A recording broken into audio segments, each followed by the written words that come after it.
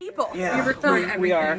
This is where we keep it real. Hi, everyone. It's Natasha from House Full of Nickels and Mom 2.0, and we are here with Kelly Clarkson at the YouTube space in New York City, and we have been granted an interview, and I'm so happy because she's so warm and awesome and genuine. We got to see her last night at Fallon, and she rocked it out. I had so much fun. So, I had so much fun. there are so many questions that people want to ask, but I know that your time is fleeting and important, so we want to get you out of here quickly. Okay. First of all, I love your lip color. Thank you. Let's leave with that. I'm obsessed with it. You know, I just started wearing red because, you know. Oh my God, yeah, it's great. So thank you very Yes. much. I appreciate it. Yes. Appreciate it. We just love everything about you. You're doing fantastic. I don't have great, fantastic lips like you right now, but that's okay. Oh, but I'm gonna work on it. You have a voice. I've been blessed with a speaking voice. Oh. I have a radio My speaking voice is gross. not a singing voice. You don't do. want You me have a to sing. very like soothing, like sexy tone. My husband thinks it's very sexy. Yes, girl. Yes. So we have a couple questions for you, and a lot of them your fans asked already that Okay. I had prepared for you. But we want to know, what does your process look like when you are going from knowing that you want to start a new album Yeah. to finishing it? What's the creative process look like? Well, it's different now because I'm a mom, so that's, you have to put that into play. We have 4 kids, so this album was different in that sense that I really wanted to focus.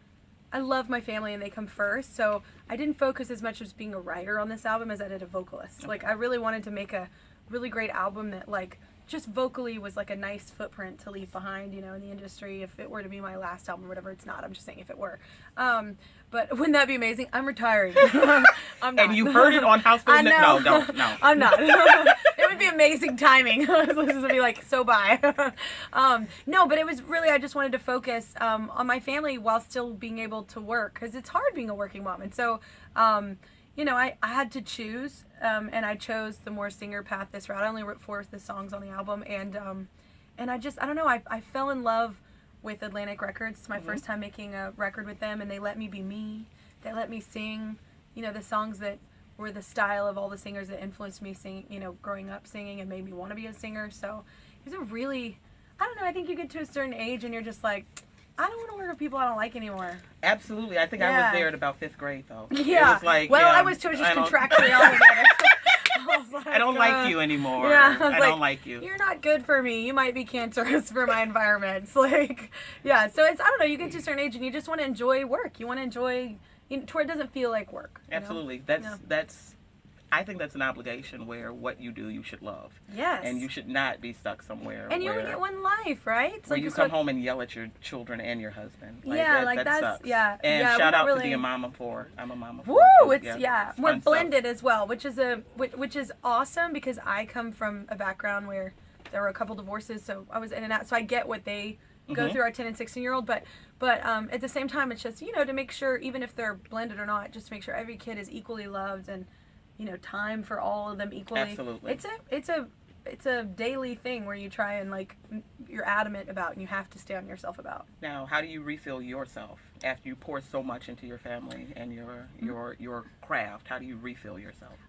We are very adamant about bedtime. Like, you might not have to go to sleep, but you can't stay here. I totally get that. You got to go to your room because we're going to ours. So Absolutely. my husband and I are very adamant about that. And by 9 p.m. every night, we're in our room, and it's our time to chill and unwind. And really, I have the whole oxygen mask mentality. Like, we have to take care of each other before we take care of the children. Because if you don't, and you don't, like, cater to each other's needs as far as communication or intimacy, all these things that involve, I believe, a healthy relationship, then their kids are gonna sense that, and it's gonna, the trickle down system isn't gonna fare so well. So, so we really do focus on just us, whether it's a glass of wine or, like, you know, talking about, because we work together too, he's my manager, talking about fun things for work, or we have a farm, and so we talk about new projects on our farm. Oh, you farm too? You Yes. really need to come and visit me in Chicago. Oh my I gosh, have I love chickens. Chicago. I have chickens. I have chickens and We have stuff like chickens that, and you know? honeybees and an orchard, and we're growing. We're gonna And a dog.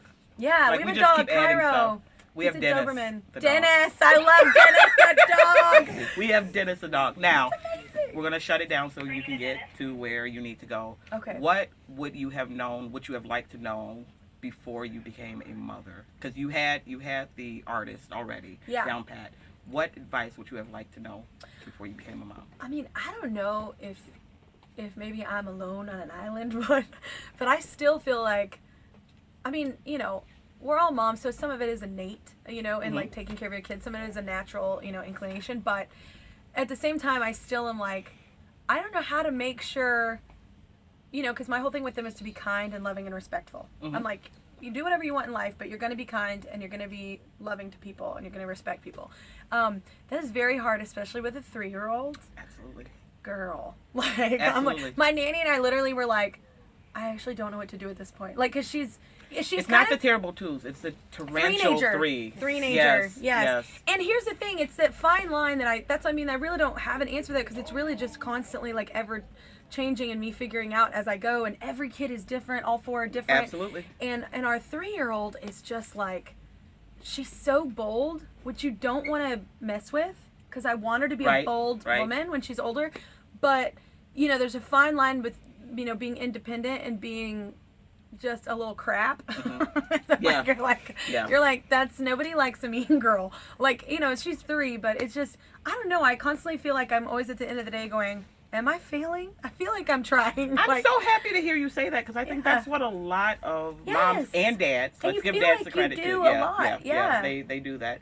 So we have 17. You feel like a failure. We have 17. We have a senior.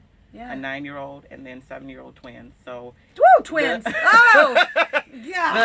failure mentality, I think, is just innate for parenting or anybody in a leadership role anyway. But obviously you're rocking it out, because I'm trying. I think that's, your kids aren't in the news. You're not in the news. I know. Not yet. I'm telling you what, my 3-year-old I'm nervous. The foreshadowing is quite scary. She's gonna rule the world. She is, and you don't want to. That's the fine line, that we're teetering. Is like it's like a seesaw. You want her to be bold and independent and sassy, because it's fun and it makes her a fun individual and a great human. But at the same time, you gotta be humble, like Kendrick Lamar said. Gotta sit down. Gotta be. Also, and we're gonna close. Love So Soft makes me body roll. So slow body roll. Hey. I'm not gonna do it on YouTube, because you're not gonna get me doing that. But if you see me in my car, shame. I'm going to be body rolling to the breakdown of Love So Soft. Thank you so much for this interview. I appreciate it. Thank you. And congratulations on a successful album. Thank you. It is amazing. I'm so excited. You all go out and buy Meaning of Life today. Get it.